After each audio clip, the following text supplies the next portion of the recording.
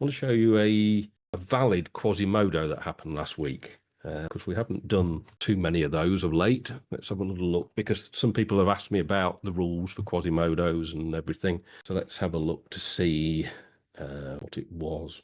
Yeah, so US dollar, Swiss franc.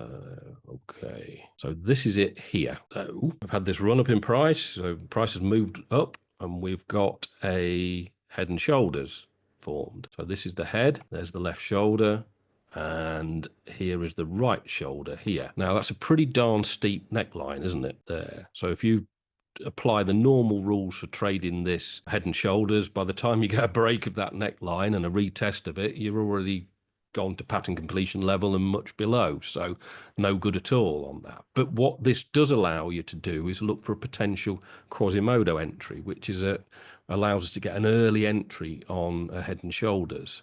But there are rules you need to follow. You can't just take the trade because it's got a steep neckline. There has to be other things in its fact. Bear with me a second. So we've got the head and we've got the left shoulder. And the left shoulder, some people say, well, that's higher than the head. Well, it isn't. It's only higher because of these long wicks that are there. And you can choose to disregard those. That's all in the rules, not a problem. So that is a valid head. That's a valid left shoulder. Neckline, you might even use it from there, to be honest. It's steep. What we need to know is this right anchor here to the neckline, what is that telling us? What is that doing? How is that affecting us with price action? Well, obviously it's lower than this pivot low here, so that's all good, but that's not enough information. We need to have something else. And there's a pivot low here that it's lower than. So that's a really strong sign that price wants to go lower. And then on top of that, we have, if we look at the bottom there, so it's the body's closing, so the candles close below this little pivot low as well. It doesn't need to close below that one, it just would need to close below that one, but this adds an awful lot more weight to it. So at that point, we can be looking for a Quasimodo entry.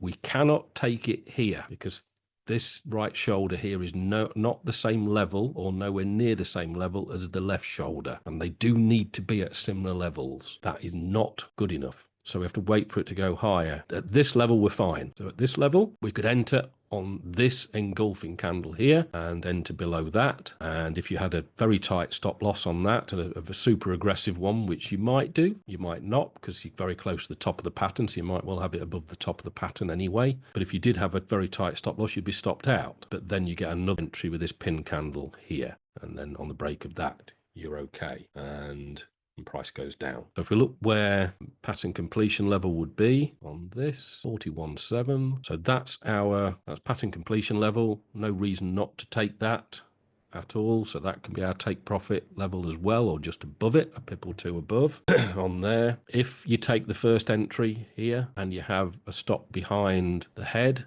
then you've still got a decent, 1.8 to 1 on it. If you get stopped out on the first one and you're still happy to take a super aggressive entry, put your stop behind the entry setup candle, which is this pin candle here, which you're done, and you would have 4.5, 4.6 to 1.